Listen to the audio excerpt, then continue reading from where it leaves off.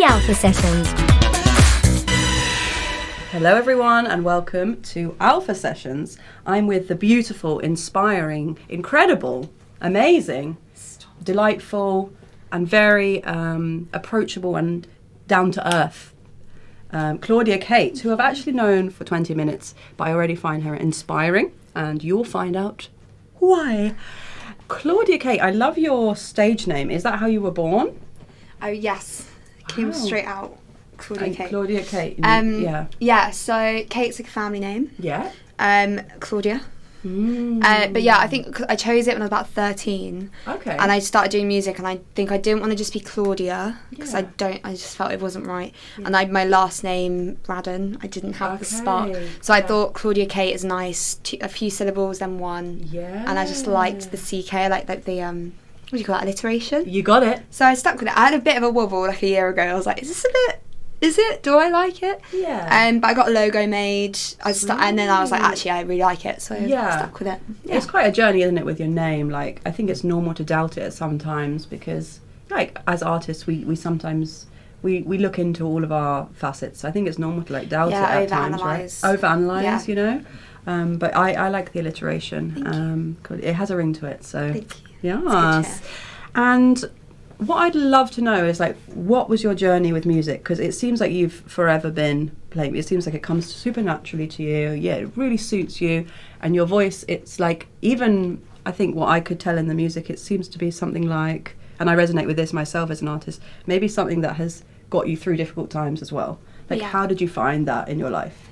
I grew up listening as a CD in the car, kid. You know that.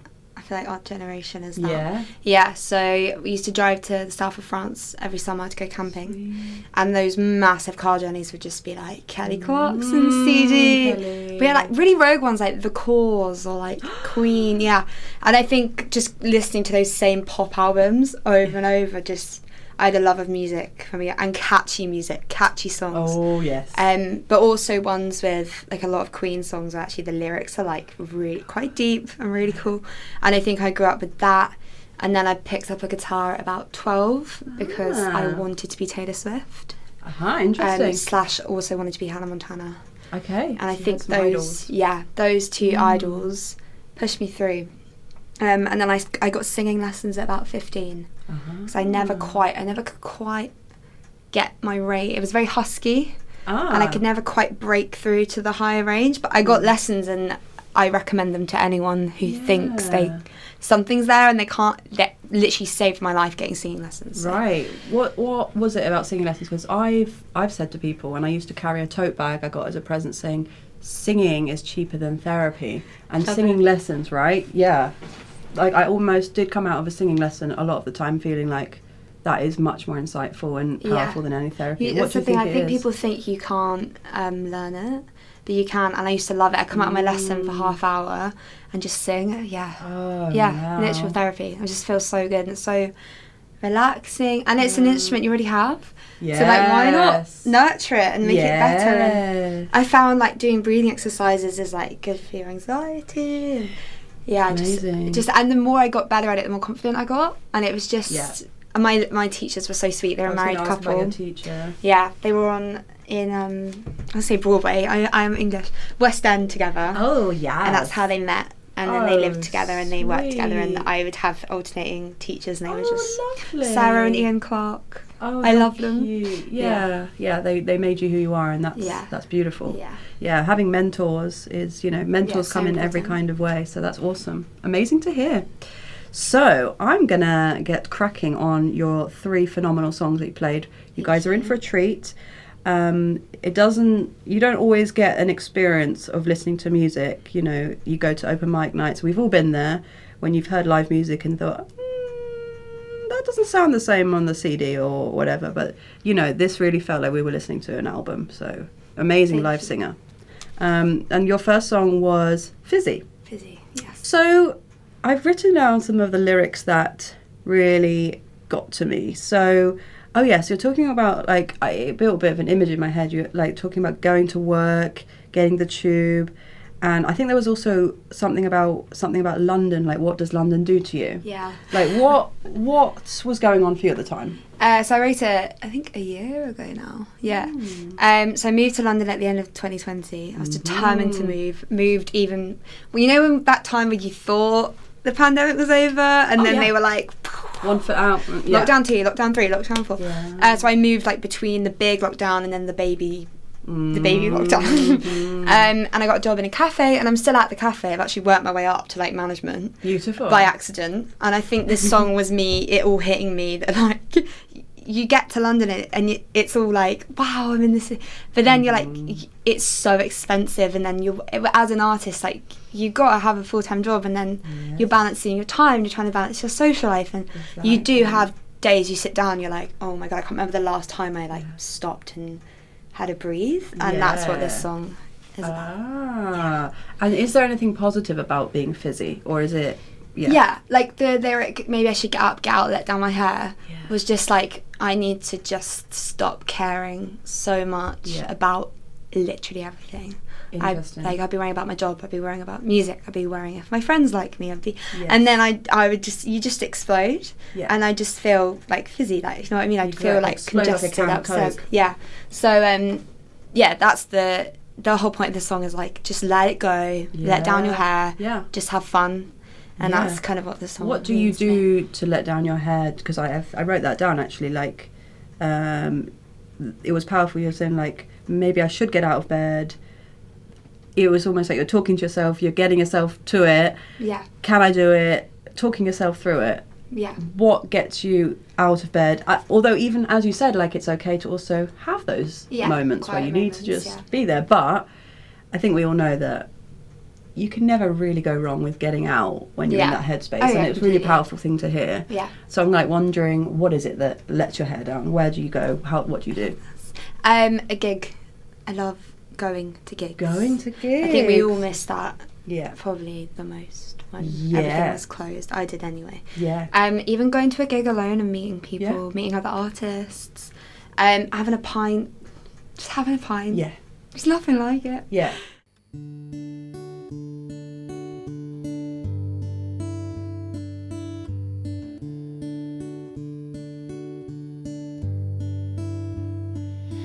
Feeling fizzy, my eyes start like glue. Craving Coca-Cola, but water will do.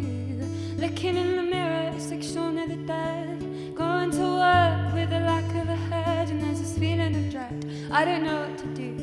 I'm juggling all of these balls without a clown costume. Is this what London does to you, or is this just 22? Yeah, I'm emotional, bit of a mess, but why is this feeling always in my chest?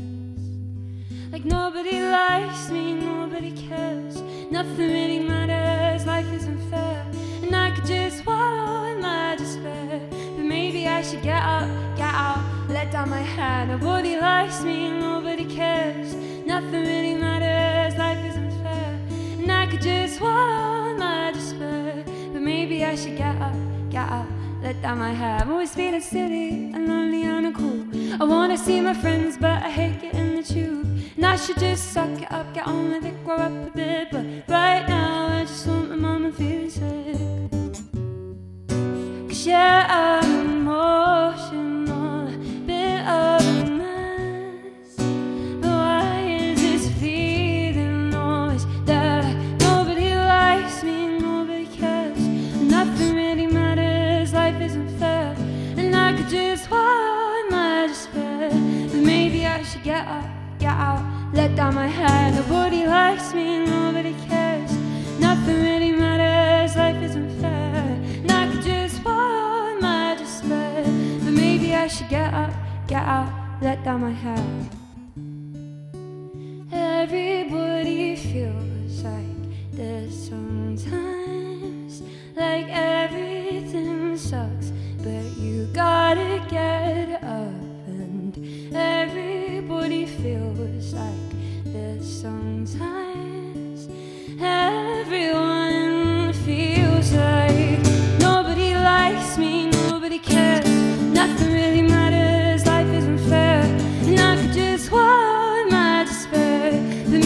should get out, let down my hair. Nobody likes me, nobody cares.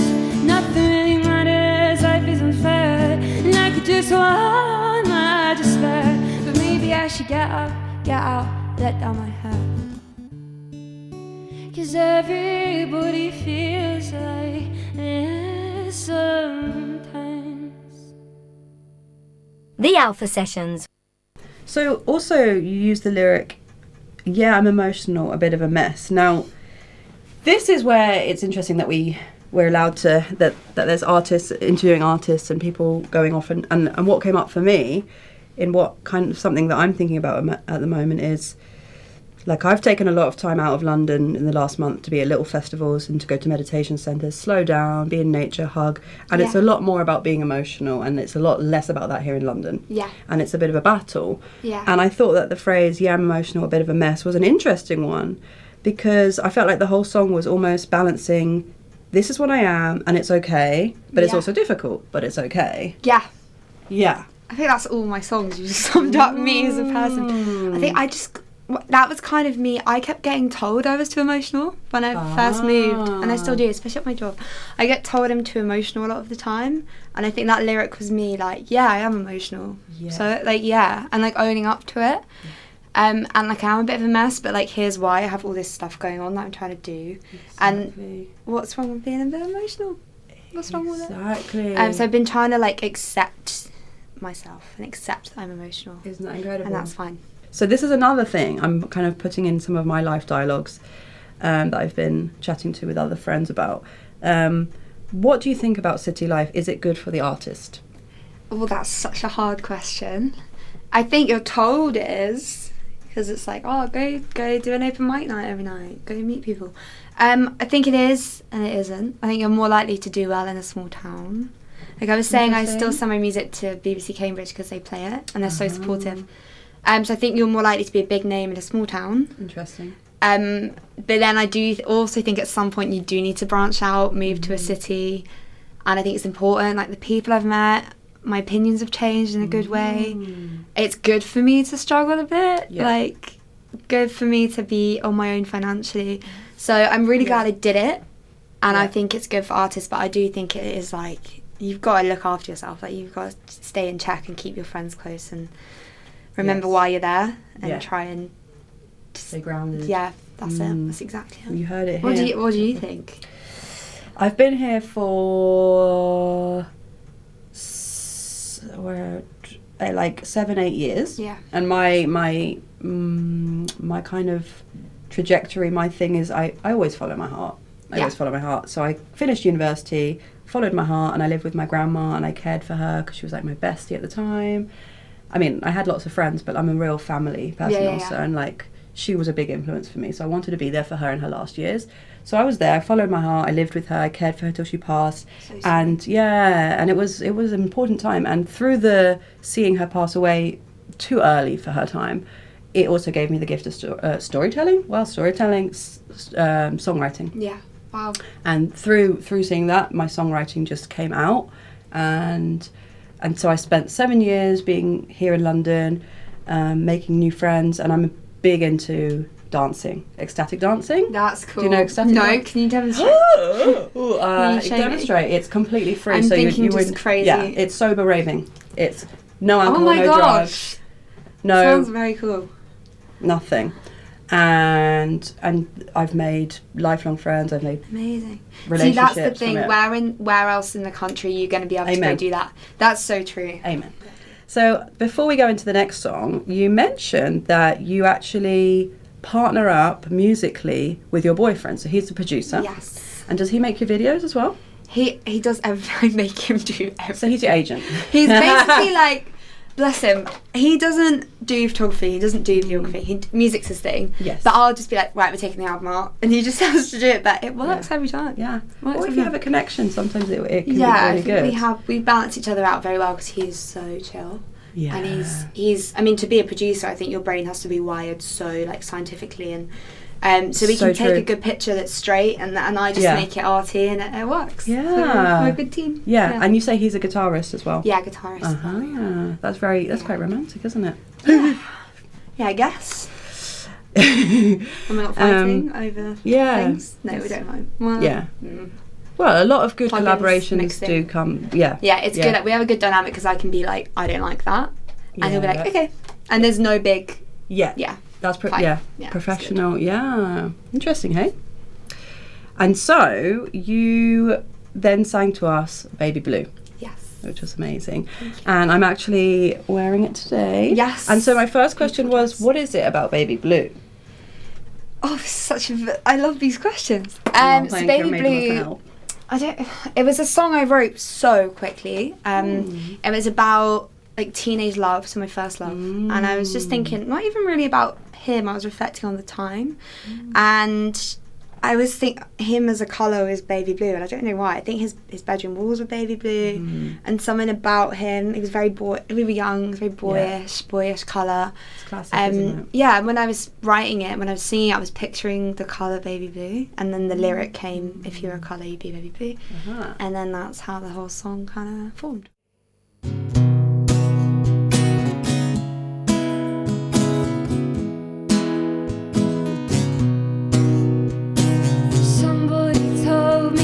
It feels like you died, didn't believe it when you loved me. It's a shame that you lied about feeling the flowers behind my eyes. We laid in the grass, stared up at Cambridge skies. Oh darling, feels like I'm trying too hard. It doesn't really matter now that we're 22. I guess nobody ever really knew me quite like you. And if you were a colour, you'd be baby blue. When I've had a few eyes, I still think of you. Oh darling, feels like I'm trying too hard. Oh darling, it feels like we're trying too hard. Sometimes when I feel like it's all too much, I scream into the tube as the train pulls up. I think I'll always feel like you're my missing part. There's something about when you first fall in love. Oh darling, feels like I'm trying too hard. Oh darling, it feels like we're trying too hard. And somebody told me it's good to be lonely, but I don't know. I feel like a cactus in the snow. How can I heal if I can't grow? But I feel like I'm trying. I feel like I'm trying. Ooh, darling. Ooh, darling. Oh, darling, I sit in my garden and think of us. Oh, darling, I sit in my garden and think of us. The Alpha Sessions. I also felt like when you said it feels like I'm trying too hard, it kind of made me match up the other songs just in the way I was interpreting it, but there felt like there's a pattern in all of the songs, which is something about accepting yourself but also feeling not belonging somewhere, and like some sort of imposterous stuff like that is very human thing. It's very human experience. It's also very like human but very creative experience to kind of feel a bit like an outsider somehow, even especially in love. Do you have anything to say about what you mean by it feels like I'm trying too hard? I mean, you've kind of just hit the nail on the head. I feel like you're seeing therapy. Scorpio moon. I love it. I'm I think I'm a mystic. Yeah, honestly, you've got me down. You've got me pegged. I think all the songs definitely, because Baby Blue and Fizzy are on an EP together. They'll be coming out at the end of the year, and all the songs on there have a real feeling of like, it's like a feeling of trying all the time, and feeling a bit of an outsider and not knowing my place, kind of thing. Yeah, the trying too hard, I guess, in the context of this song was like, in the context of it being about reflecting on my first love, it was like I'm trying way too hard to not think about this, but I'm also trying too hard, and it's also like I'm talking to him as like an old friend, and in the present time I do feel like I'm trying too hard at life, and it's like I'm talking to him as like a comfort, like a so in that sense it is what you're saying. I don't know how to explain it. The lyric just came out like I am trying too hard. I guess an all-encompassing feeling. So yeah. And when you write your songs, how do you go about that? So you said you get images in your head. Do you put a melody first? Like, what is it, or is it different every time? Yeah, different every time, but it is usually I get a feeling or be inspired by something or someone. Yeah. Usually someone else's feelings or my feelings. And then I do just start singing. I think lyrics are definitely my thing more than melodies and more than chords. Because I was quite late to guitar, more of a piano player. But yeah, Fizzy was a weird one because my boyfriend actually wrote that guitar loop years ago, and then he sent it to me. Yeah, he added drums to it, sent it to me randomly. He was like, "Do you want to write on this?" And I think I'd having a particularly bad week at work, and I just sang over it, and that chorus came out of the "Nobody Likes Me, Nobody Cares." So it kind of came a bit spontaneous. Yeah. So I've actually found writing to music is really good for me because I don't have to worry about the chords, don't have to worry about the melody, and then better lyrics are coming out. So that's kind of my new approach. That's interesting. To embrace being more of a lyricist. Yeah, I can resonate with that. I sometimes go on YouTube and I put on like pan drum music and like spiritual stuff because my thing is like spiritual pop and medicine music. And the words that can come out just because there's already a bass line there. Yeah, you don't think about it. Can get profound. So my personal, I think, favourite one, well, for sure the one that got me crying, and I think it was the first one that, I love to cry, by the way. It's always good. Yeah, me too, it's a good thing. Music. Yeah, I loved it. I love it. It feels so good. And I think it was the first song I found on YouTube as well, and that's when I thought, wow, your voice is really impressive.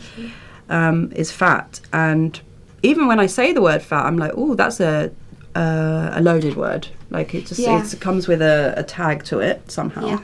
So, how do you feel about the word? What provoked you to write a song called Fat? So the song is actually written in two parts. So the end spoken part I remember angrily writing it on my phone when I was about 17. I wrote the poem part.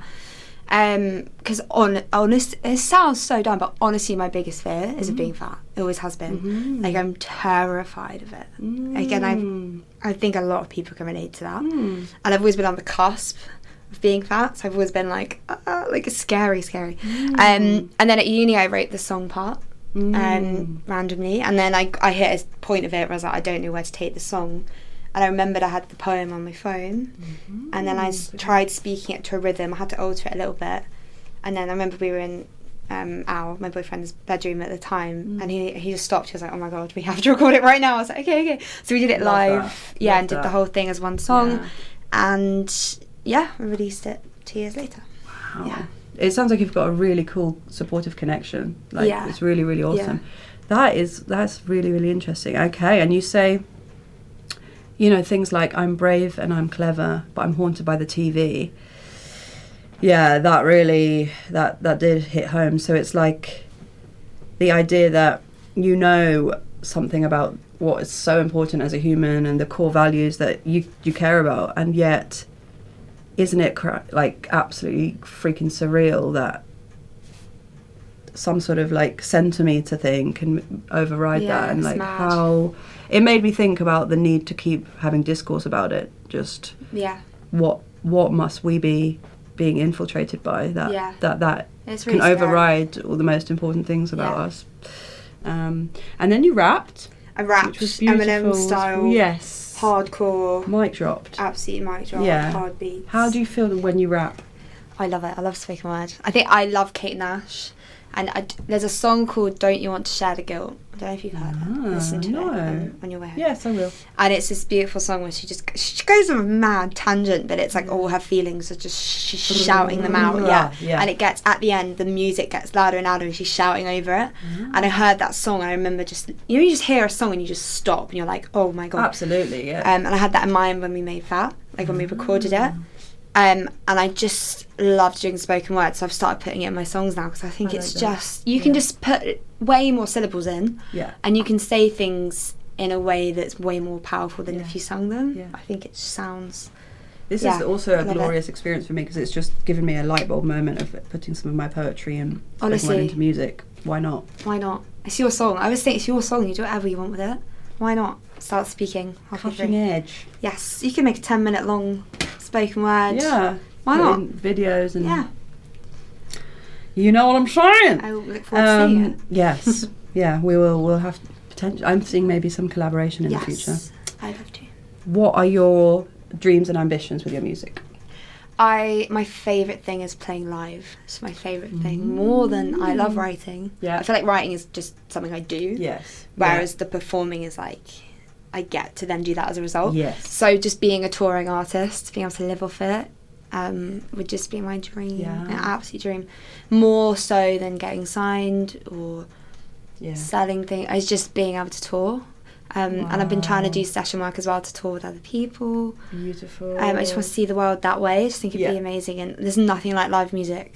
So that's my goal. And I'm trying to just enjoy the journey. Because I was saying to you earlier, you never know overnight. You could just be famous. This is it. And you want to enjoy. I've been trying to tell myself to just enjoy every little step and just look back every now and then and be like, oh my god, a year ago I didn't even do that and now look at me doing it, because you cannot notice how far you're coming. Absolutely. So being mindful and reflective and enjoying the process. The final What's question your favourite Teletubby? Okay, that's this is the penultimate question. Penultimate question. Who has inspired you musically? So many. Can we make a list? Yeah. Okay, so let's go. So growing up, Taylor Swift. She's not got one bad song. Not one bad song. This woman can just churn them out. So? No bad songs. Maybe Glamorous. Nah, you like them all. I can't change that. John Mayer. Which is controversial because those two had a thing and it didn't end well. No. But yeah, John Mayer, and then Hannah Montana, Miley Cyrus, Miley. And then more recently, like indie, like Wolf Alice. I love their lyrics. There's so many. Kate Nash, Lily Allen. I get told I sound like Kate Nash and Lily Allen a lot, so I grew up listening to them. But I mainly do listen to females. I've realised just so many female musicians that just speak to you, inspire me. Yeah, beautiful. Cool. Telepathy. How do you say that word? I can't believe you're making me do this again. Telepathy. Telepathy. Help! Telepathy. Telepathy. No, you tried too hard. Telepathy. I once was reading a script in drama and the word was tarantula, but I was doing an American accent and I said tarantula and the whole class laughed at me and I'm traumatised. This feels like we have a sisterhood here, because as I read Jacqueline Wilson's as a kid, read them to myself, I was reading Orangutan as Orange Utton. Yeah, so all is well. It's easily done. Still made it. Pretty easily done. Still made it, and I'm here. See, we've grown up. And we're cool.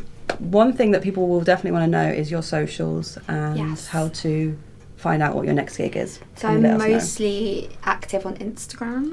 Claudia_Kate. Beautiful. Same thing on TikTok. Yes. I'm playing a show with Jenham and Leah G on the 23rd of September. Okay. I can't remember the venue right now. Yeah. But it will be. But you put it on Instagram. Yeah. And I'm doing my headline at Camden Assembly on the 17th of January. And tickets will be coming soon. I haven't worked out yet. I think it's going to be a free gig, so. It's going to be amazing. That'll be good. Thank you so much for sharing your music and your awesome personality. Let's just watch this space because you're awesome. Thank you. It's so nice to meet you. Lovely to meet you.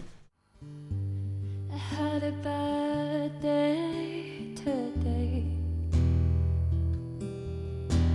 I covered up my mirror because I was fixated on my figure. Oh, I'm trying hard to change.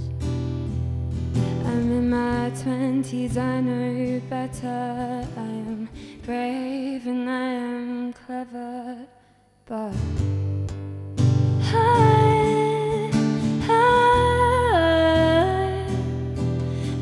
am haunted by the TV.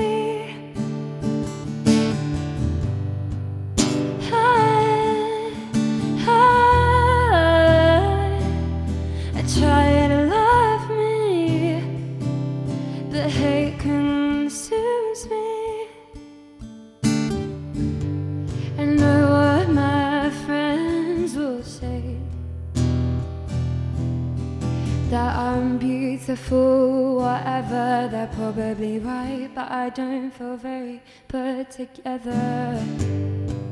And I'll not be okay. Oh, this is a temporary feeling, and we are always healing, but I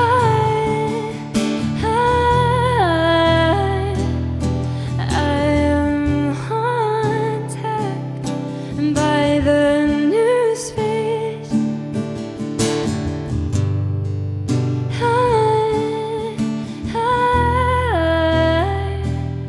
I try to love me, but it's not easy.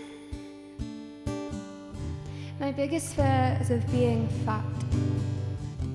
There's something very wrong with that, because I could be a murderer if I so wished, which is a hell of a lot scarier than 40 inches. When I was a little girl, I thought the worst thing in this world that a girl could be is fat. I watched Bridget Jones' Diary on the TV, and I couldn't help but think, I don't want that to be me. And then this idea crept in. I would spend my whole life striving to be thin, and so the years went by.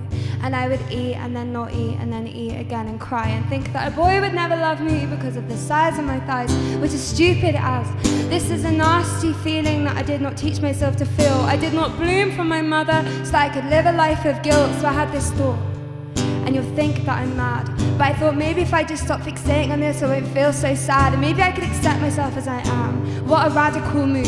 Hey, maybe there's more to life than thinking about food, or maybe I could take back the control. Forget about even numbers on the clothes tag and the odd ones on a scale. What if I stopped waiting to live? What if I just throw out my old jeans and bought new ones that fit? So that's where I'm at, and I'm nowhere near the finish line, but I've stopped crying in the fitting room. In fact, the fitting room is fine. Turns out the mirror is just glass, and I don't need to care, because there are people that love me, and there is beauty everywhere, and I don't love myself, because it's not as simple as all that. But if I can just wake up in the morning and accept that I am who I am, then that will be a damn good place to start.